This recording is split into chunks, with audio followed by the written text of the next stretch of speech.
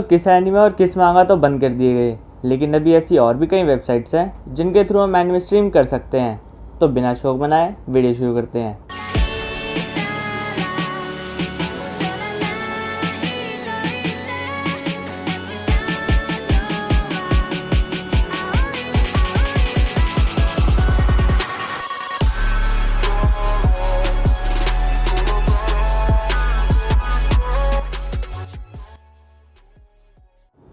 Recently किस मांगा और किस एनिमे बैन हुए हैं, यानी कि उनके सर्वर डाउन कर दिए गए परमानेंटली।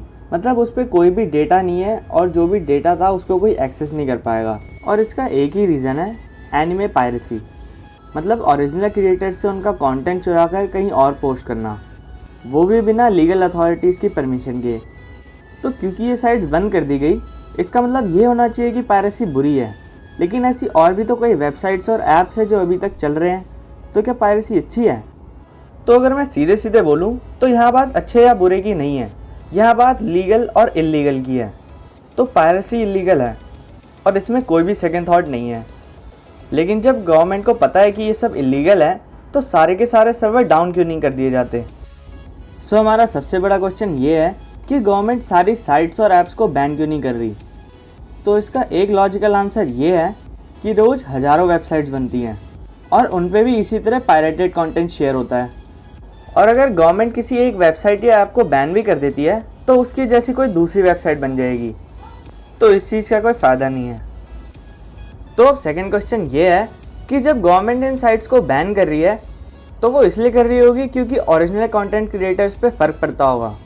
तो इसका जवाब है हाँ, कंटेंट क्रिएटर्स को बहुत फ़र्क पड़ता है। लेकिन अगर लॉन्ग टर्म में देखा जाए तो क्रिएटर्स को इससे बहुत फ़ायदा होता है। और इस चीज़ को एक्सप्लेन करने के लिए मैं ये बताना चाहूँगा कि एनिमे कम्युनिटी में पैसा आता कहाँ से है। तो मैं सबसे पहली चीज़ ये क्लियर कर दूँ, एनिमे सबसे लास्ट सोर्स होता है जिसके थ्रू क्रिएटर्स के पास पैसा जाता है। क्योंकि जो मेजॉरिटी रेवेन्यू कलेक्ट होता है वो होता है मांगा की सेल से, OVAs से, मूवीज़ या फिर और कोई एनिमे से रिलेटेड प्रोडक्ट जैसे कि एक्शन फिगर्स और आउटफिट्स। और एनिमे का काम होता है ऑडियंस कलेक्ट करना इन सारी चीज़ों की सेल्स बढ़ाने के लिए। अब बात करते हैं कि एनिमे पायरेसी के पीछे रीज़न क्या है। तो उसके पीछे का एक ही रीज़न है, जापान। क्योंकि जापान ने कभी अपनी कंट्री के ऑडियंस के अलावा किसी और कंट्री के ऑडियंस को एनिमे प्रोवाइड करने का कोई ऑप्शन नहीं दिया। हाँ, एक टाइम ज़रूर था जब एनिमे ऑफिशियली डब होकर वर्ल्ड वाइड डिस्ट्रीब्यूट होता था, इंक्लूडिंग इंडिया। लेकिन अभी काफ़ी सालों से एनिमे का ऑफिशियल डिस्ट्रीब्यूशन बंद हो चुका है। और अगर ऑफिशियल सोर्स ही कोई डिस्ट्रीब्यूशन नहीं करेगा तो व्यूअर्स को कोई ना कोई तरीका तो ढूंढना ही पड़ेगा कंटेंट देखने के लिए। और यही रीज़न है कि एनिमे पायरेसी शुरू हुई। तो अब बात करते हैं अपने लास्ट और सबसे इम्पॉर्टेंट पॉइंट के बारे में, जो कि है एनिमे पायरेसी से एनिमे कम्युनिटी को क्या मदद मिलती है।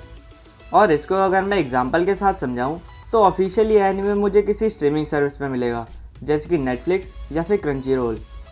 पर एनिमे की जो मेजॉरिटी ऑडियंस है वो टीनेजर्स हैं, यानी कि उनके पास इतने पैसे नहीं होते हैं कि वो स्ट्रीमिंग सर्विसेज अफोर्ड कर सकें, और इसलिए वो पायरेटेड एनिमे प्रेफर करते हैं।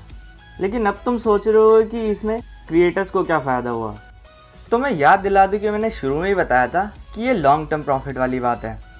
तो अगर मैं अपने एग्जाम्पल को आगे कंटिन्यू करूँ, तो मान लो मुझे एक जॉब मिल चुकी है, और क्योंकि मैं पायरेसी के थ्रू ही सही लेकिन एनिमे देख रहा था, तो मेरा इंटरेस्ट एनिमे में अभी भी बना हुआ है। और क्योंकि अब मेरे पास एक इनकम है और मैं स्ट्रीमिंग सर्विसेज खरीद सकता हूँ, तो मैं ज़रूर कोई सब्सक्रिप्शन खरीद के एनिमे देखना पसंद करूँगा। तो होप सो कि सबको आंसर मिल गया होगा। अगर आपको ये वीडियो अच्छी लगी तो इस वीडियो को लाइक करें, चैनल को सब्सक्राइब करें। मैं तो एनिमे कंटेंट लाते ही रहूँगा। See you in the next video. Thanks for watching. Good bye.